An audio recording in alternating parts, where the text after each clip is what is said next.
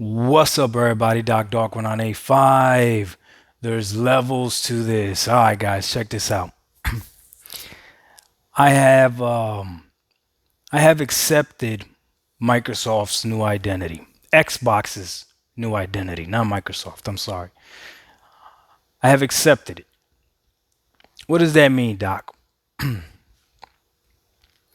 I have known for a long time what their main focus was, and I was always kind of suspicious as to how much they cared about the consoles, especially the Series S. And as time has progressed, they have done enough actions to show us exactly what they care about. Now, I've even made videos about the Microsoft identity and all that other stuff, and I've seen other people talk about Microsoft has lost its identity and everything like that. And I gotta be honest with you, I think a lot of us were wrong. It's not that they lost their identity, it's that they changed their identity completely. Some of us have even called this out. They've changed their approach to how they're competing this time around. I've actually said this plenty of time on my channel. Part of being able to recognize that, if you're still going to go ahead and game on Xbox, at a certain point, you either have to accept it and continue to game on Xbox, or you accept it and then you move on, and Xbox is no longer for you, which a lot of people have done as well. Okay. I accept Microsoft's new identity, and I still am going to game on Xbox because when I weigh the pros and the cons of everything, it's not even comparable. Microsoft is giving me, Xbox is giving me so much more value than they are negatively taken away from me that at this moment, I can't even compare it. And yes, it's because I identify how they like their ecosystem and how they're focusing on their ecosystem. And I got to be honest with you, I like their ecosystem. I like their focus on Game Pass. Game Pass is my bread and butter as a gamer this generation. Tonight, I'm going to stream God of War Ragnarok. Never played the game.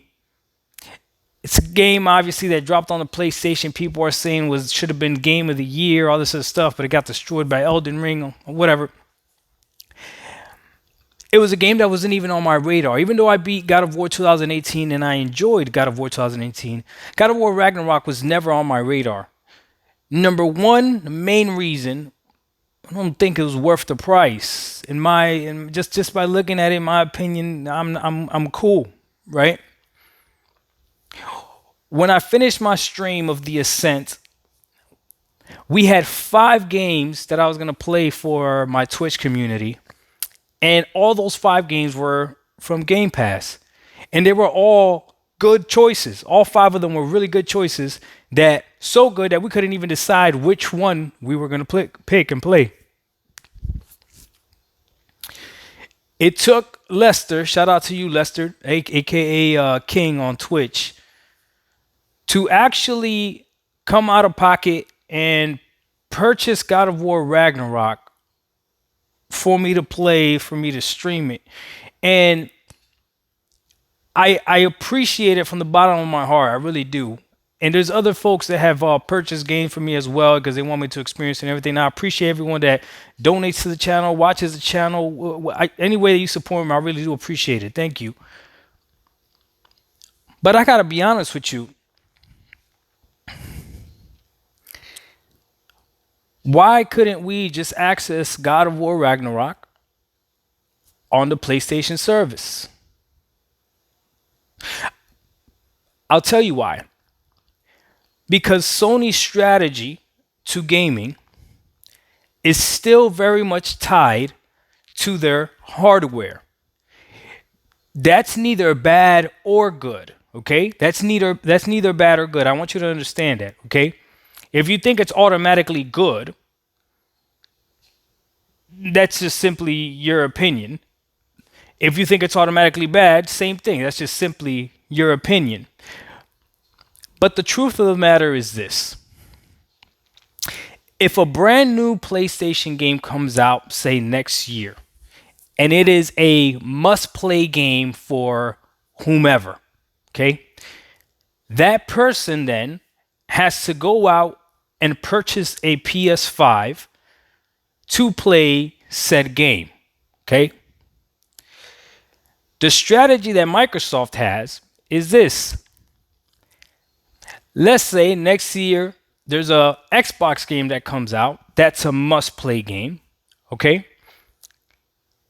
9 times out of 10, that person that wants to play that game already has a device that can play that game, i.e., a PC, a mobile screen, maybe a television, maybe an old Xbox One S. Like, so they're playing two completely different games, and I understand what Microsoft is doing and what Xbox is doing with their new identity. You see, they're not the market leader in terms of console sales. And I don't think they even think they could catch up. But what if we don't have to put the device in people's hands to play our games? We just put our games on the devices the people already have. That's the Xbox identity. I accept it. Because again, all my Xbox Series X is another device for me to access the Xbox identity. The value of the day and date games, whether they're third party or first party, but especially the first party games, is huge. Now, there's rumors out there that this is not sustainable, all this other stuff, and that Microsoft eventually won't be able to won't continue doing day and date. This is the reality for anyone out there that tries to tell you whether or not any of this stuff is sustainable. Okay, I'm going to be 100% honest with you, okay? They don't know. They have no idea. They don't know. They're using a traditional way of gaming and selling games and all this other stuff with this new way that Microsoft is embracing and Xbox is embracing. They really have no idea what is a successful metric. I'm telling you right now, and I wish they were humble enough to admit this. They don't know. They don't know.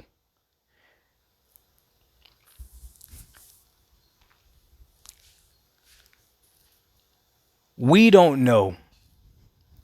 All I know is this.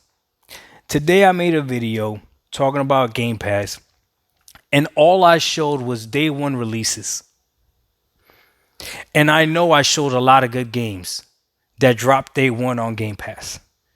They weren't all first person or AAA first party studios. But that doesn't matter. We play games. We want good games. Now, I did admit that Microsoft, that is one of the things that's missing from it, are the big AAA studio games from the day and date. But again, I just showed the day and date games. I didn't even show the full Game Pass library. And that's big.